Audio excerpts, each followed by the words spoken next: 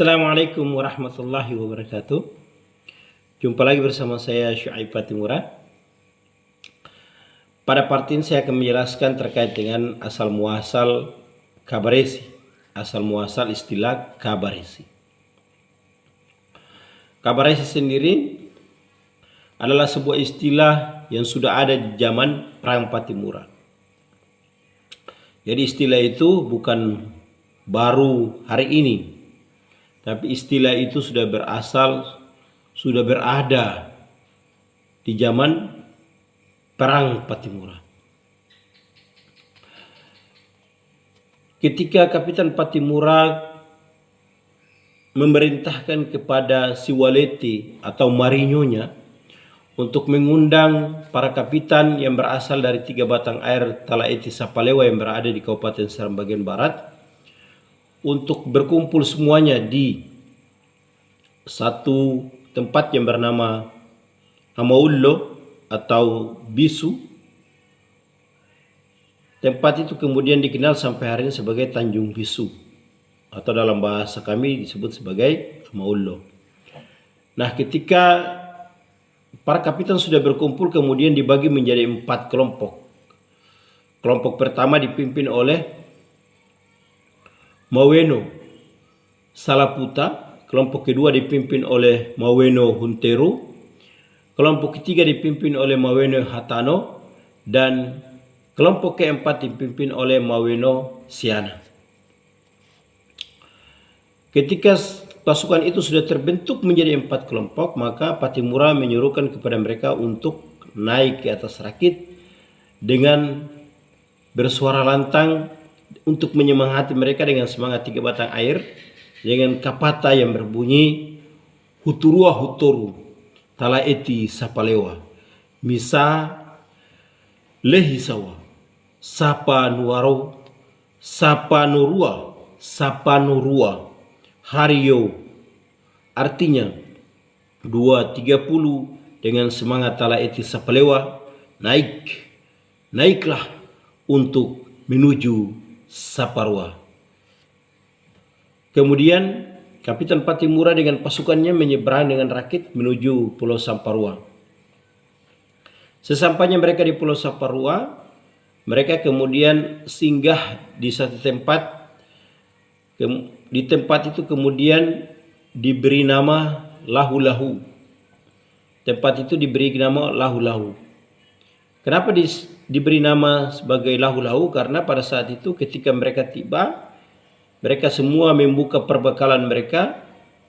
Yang mereka bawa perbekalan itu tidak ada lauk pauknya, makanan seadanya, makanan hasil kebun seadanya. Maka tanjung itu disebut sebagai Tanjung Lahu-Lahu. Sesampainya mereka di Tanjung Lahu-Lahu, ketika selesai makan, mereka kemudian bertemu dengan salah satu kapitan yang berasal dari negeri Kulur yang bernama Kapitan Akai. Kapitan Akai inilah yang kemudian menunjuk jalan sebagai penunjuk jalan untuk Kapitan Patimura dengan pasukannya menuju Benten Rustede. Sebelum mereka berangkat, Kapitan Patimura menghentakkan kakinya ke tanah. Serentak tanah di sekitaran di situ itu menjadi longsor dan berlubang. Seketika itu istri dari Kapitan Patimura, Seruni Watimuri, itu kemudian bersuara kepada istrinya dengan memberikan istilah Yale Manawa Kabaresi Umakana we hatu mawane, Umakana we hatu manawa, Umakana we hatu manawa, Yale Manawa Kabaresi Umakana we hatu manawa. Engkau adalah laki-laki perkasa. Umakana we hatu manawa, engkau keras bagaikan batu. Istilah Kabaresi itu munculnya dari situ. Ya, saya ingatkan lagi, istilah Kabaresi itu mulai muncul awal mulanya dari situ. Nah, ketika perjalanan itu dipimpin oleh Kapitan Akai dari Kulur, mereka kemudian menuju Benteng Rustede, Pulau Saparua di tengah malam.